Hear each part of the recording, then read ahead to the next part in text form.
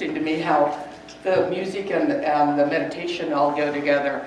I didn't hear my alarm this morning, so I got up late and I'm running and all tense, and I needed that moment of silence to just go and remember what I was going to talk about.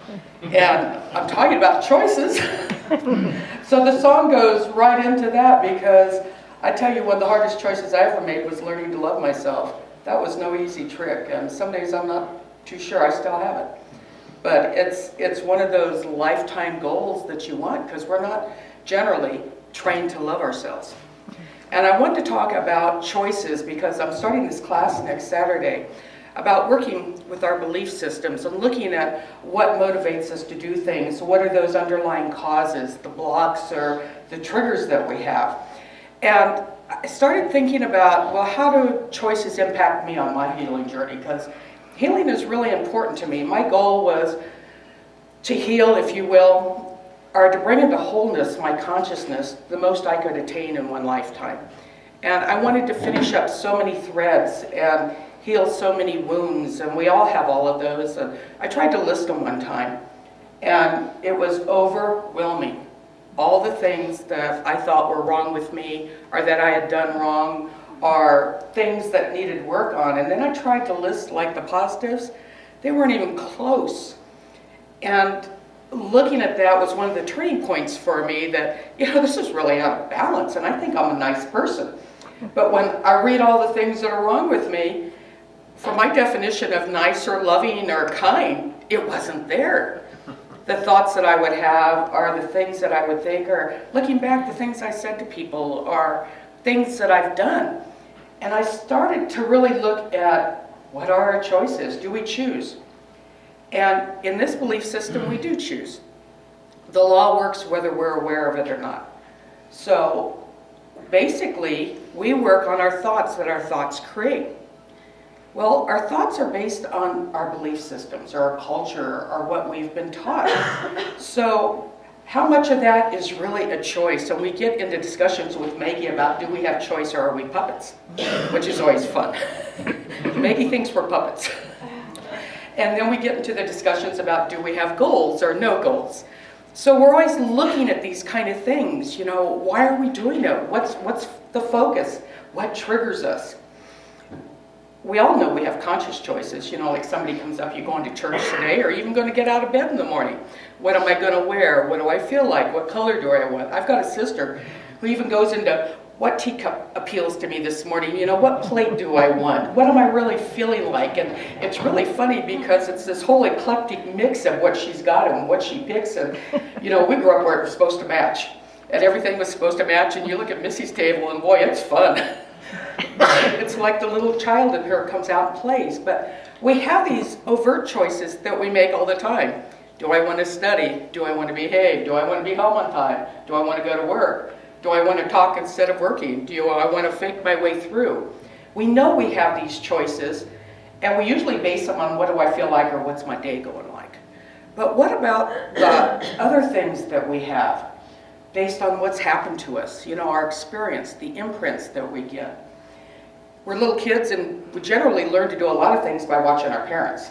I remember there was a commercial showing the little kid learning to brush his teeth, watching Dad, and pretending he was shaving, watching Dad. And we do a lot of that. We do a lot by watching people around us. I want to be like that person. Ooh, I hope I never do that.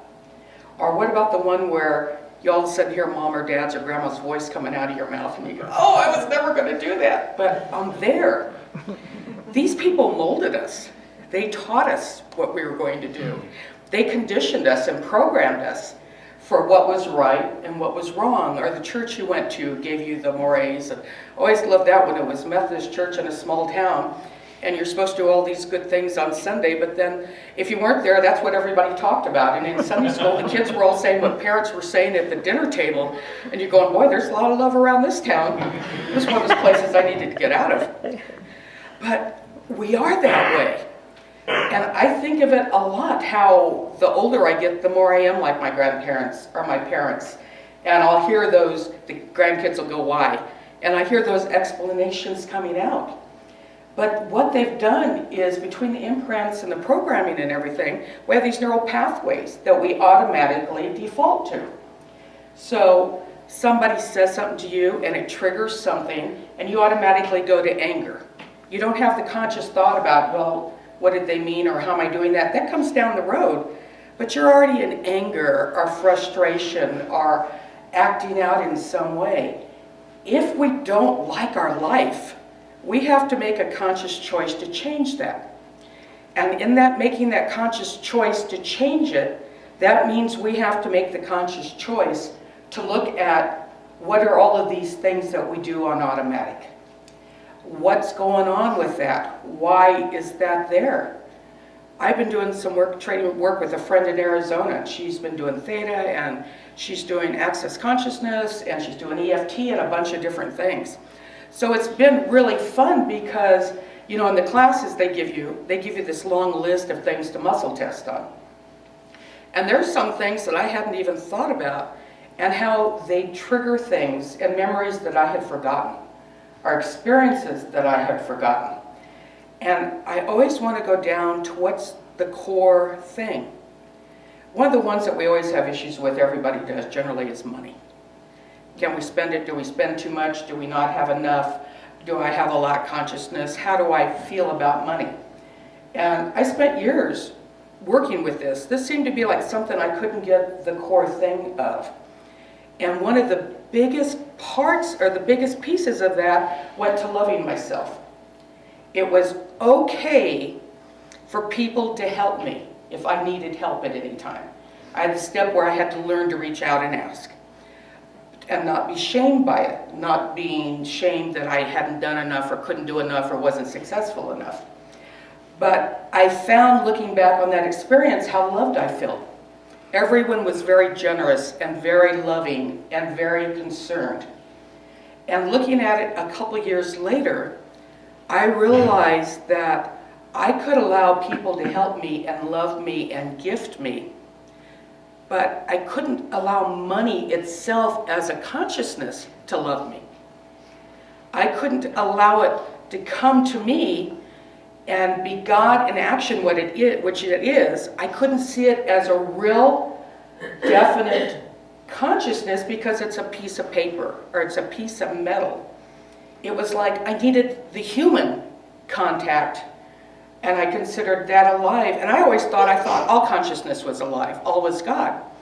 But when you get down to what is driving what's going on, you find that what you think you may feel logically or mentally isn't necessarily what's at your cellular memory and what's in your databanks for how you're going to react.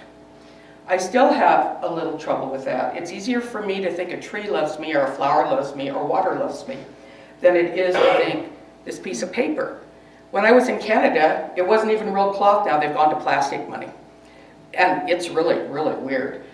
And so now I have to think plastic loves me because, yeah, how does that happen? I was still working on the chair loves me. Now, how do I get to plastic? So we have all these things that get in the way of trying to get to what is it that really, really is going on here. It wasn't a money issue. It wasn't a flow issue. It wasn't a wealth issue. It was a love issue. So I never would have gotten that. I'm, treating for more clients, and I'm treating for more flow, or I'm treating to be of service, or I'm treating for all of these things. But my treatments aren't manifesting in the way I think because I haven't got the core issue.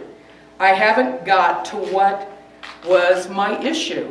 And the way I was looking at it logically, the way I was discussing it with friends and trying to figure out what that core piece was way over here. And what was problem was way over here.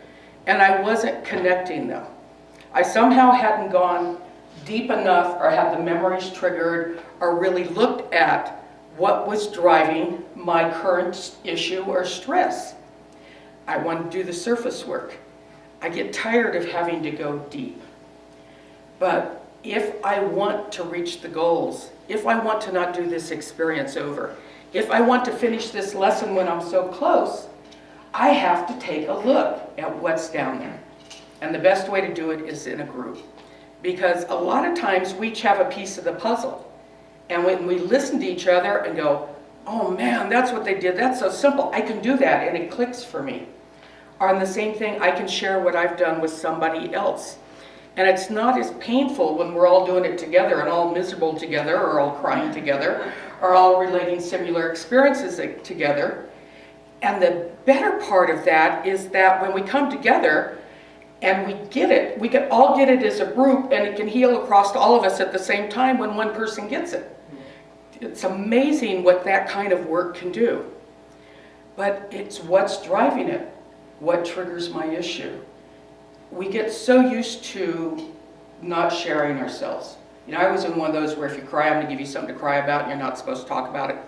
And you're not supposed to share what's going on deep with your emotions. If you do a lot of that, you're weak. You're supposed to be strong. You're supposed to stand up. You're supposed to be able to do it. And I got so I could do that, but it was like a plastic thing on the outside where the inside was all broken. My sister was in the military. She could never get the help that she needed because she had to be strong all the time. Always had to look like she had the answer. Always had to look like she knew what was going on. So what happens is there comes a point where it's leaking all over the place and we can't support that anymore. It's too much energy, too much effort to keep it all contained, to keep it all together. We want to break. And finally we do in one way or another. A lot of times we get sick. A lot of times we act out. I went the addiction route myself. A lot of times we do these things where we do terrible things to people. We see it in the news all the time. There comes a point where the pain is too much, and we each have to decide what that point is and what we're going to do about it. But we need to start making the choices that are healthy, the choices that get us on track, the choices that make the world a better place. And they can be simple choices. And it comes back to, first of all, learning to love yourself. What are the choices that I'm making to convince all of my body and energy and systems that I love me? Do I allow myself to get off the should treadmill and get onto one that says, what do I need? Do I need to go to this party? Do I need to eat that? If I do need it, what's up with that if it's not healthy? Why am I doing that? What do I need? So many times we need to say no. No, I can't do that. No, I'm too tired. No, I'm overworked. Just the simplest ways of taking care of ourselves is learning to not give in to the shoulds because it's tradition or because it's the way it's always been done. And you get so much of that. You know, it's the way our family does it. That's the way the reunion always is. That's the way the birthday always is. That's the way the party always is. Those things aren't working anymore. I always remember the joke around Thanksgiving about why the family always cut their turkey in half before they baked it. And nobody knew. Was it serving them now? Was it necessary? Did they even want to do that? But that's the way it had always been done. Turned out it was because Grandma had one of those small ovens and couldn't put the whole turkey in there. It wouldn't fit. But everybody's doing that because that's the way it's always been done. How many times do we do something that's silly, but in something that really, really punishes us? How many times do we deprive ourselves or don't let us enjoy or don't let us be happy because we've determined for some reason that we don't deserve it or we shouldn't have that, or basically that we don't love ourselves? So if we don't love ourselves, how can we expect any other person or any other consciousness to love us? How are they going to see us differently than we see ourselves?